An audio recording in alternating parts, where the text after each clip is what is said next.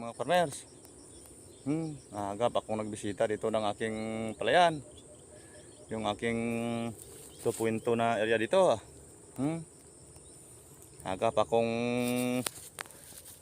nagpa-pawis dito mga farmers.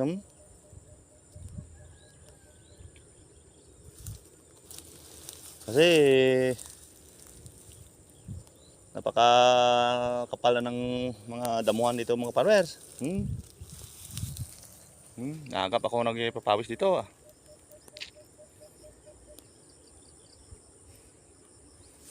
Saka ito na yung aking palay dito na 2.2 area mga farmers.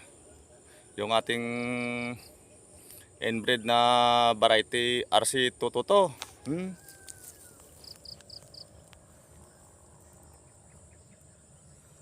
Malapit ko na makikita yung aking pinaghirapan mga farmers.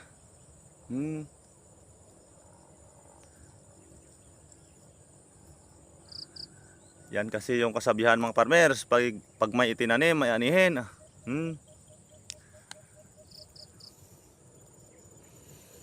Kung maganda lang sana yung presyo ng palay ngayon mga farmers, sana malaki-laki na to. Kaso mababa ang presyo ng palay ngayon mga farmers kahit saan. Pero kung tag 20 sana yung kilo nito mga farmers, malaki-laki ng halaga nito mga farmers. Malaki na sana itutulong dito sa akin.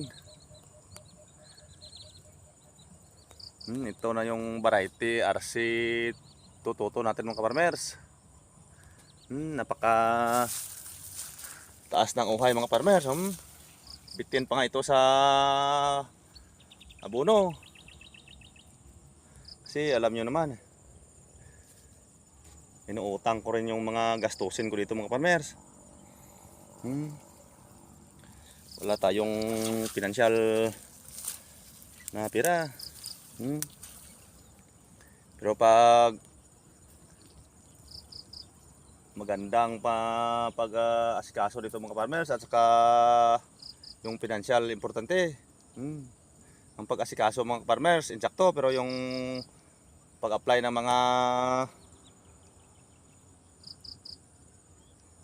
chemical nito mga farmers medyo bitin.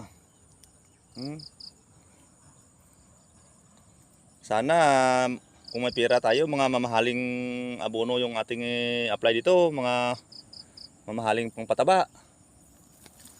Kaso wala mga farmers.